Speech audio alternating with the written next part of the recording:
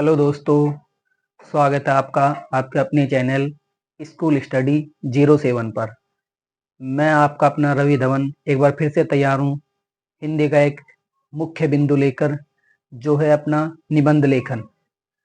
बच्चों, मुझे पता है आप सब निबंध लिख सकते हो, पर आप क्रमवार नहीं लिखते हो और कुछ बातें ऐसी होती है जिनका हम ध्यान नहीं रखते और अपने 6 नंबर या 5 नंबर का निबंध आता है तो 2 या 3 नंबर ही मिलते हैं।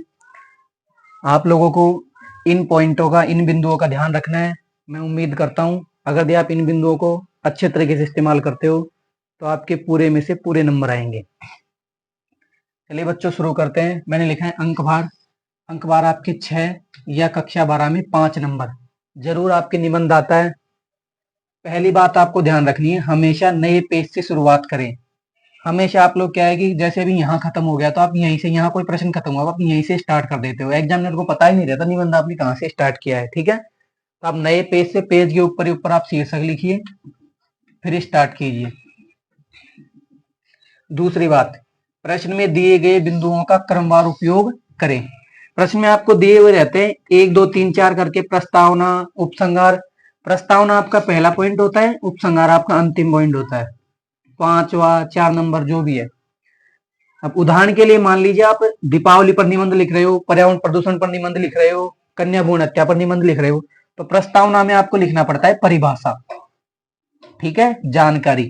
दीपावली के लिए लिख रहे हो, कोई त्योहार के लिए लिख रहे हो, उत्सव के लिए लिख रहे हो, तो आप लिखिए भारत देश त्योहारों का देश है, यहाँ हर संस्कृति को महत्व दिया जाता है, हर धर्म को, हर वर्ग को बराबर समझा जाता है। शीर्षक का सामाजिक दृश्य, आप लोग महत्व बताइए हर समाज के अंदर। जैसे दीपावली का हिंदू धर्म के अंदर भगवान राम अयोध्या लौटे थे, असत्य पर सत्य की विजय हुई थी, वो सब आपको यहाँ इसमें लिखना है। अगर स्वच्छता पर लिख रहे हो, आजकल स्वच्छता पर ज्यादा चल रहा है, तो आप यहाँ लिखिए स्वच्छता का महत्व है। ठीक है, प्रभावशाली 2-4 लाइनें लिखिए। अंतिम उपसंहार, मैंने बीच के बिंदु इसलिए नहीं लिखे, हर आपके निबंध के अनुसार बीच के बिंदु बदल जाते हैं। अगर आप पर्यावरण प्रदूषण पर लिख रहे हो तो कारण और बचाव या उपाय आएंगे। ठीक है, अगर आप किसी त्योहार पर लिख रहे हो तो मनाने का तरीका आएंगे। जैसे आप कन्या भ्रूण हत्या पर लिख रहे हो तो आएगा रोकने के उपाय, कन्या भ्रूण हत्या होने के कारण। तो आपको यहाँ बीच में वो लाइनें लिखनी है, वो पॉइंट आपको दिए हुए होंगे। अंतिम जो पॉइंट है उपसंहार, जिसमें आप लोगों को समझ में नहीं आता क्या लिखना है और क्या नहीं लिखना, तो इसमें आपको लिखना है सार्थक व प्रभावशाली संदेश। उदाहरण के लिए सार्थक, जिसका कोई मतलब भी होना चाहिए। उदाहरण के लिए अगर आप दीपावली पर लिख रहे हो तो आपको अंत में लिखना है कि आप आतिशबाजी करें तो सोच समझ कर करें, किसी जीव जंतु को परेशानी ना हो, आसपास कोई छप्पर पोष वगैरह है तो आप उसका ध्यान रखें। अगर आप होली पर लिख रहे हो तो आप लिखिए कि आप लोग किसी को नुकसान नहीं पहुंचाए, त्योहारों को त्योहारों की तरह मनाएं, आपसी सद्भाव और भाईचारे का सम्मान करें। ठीक है, अगर आप जैसे अभी स्वच्छता के लिए लिख रहे हो तो आप अंत में लिखे स्वच्छता अपने जीवन को सुधार देती है, स्वच्छता का जीवन में बहुत बड़ा महत्व है। ठीक है, तीसरा, आंकड़ों संबंधी जानकारी सटीक होनी चाहिए। बच्चों, ये सबसे इंपॉर्टेंट पॉइंट भी है कि आपको मान लीजिए कोई डेट याद नहीं है तो आप अपने मन से बनाकर नहीं लिखे।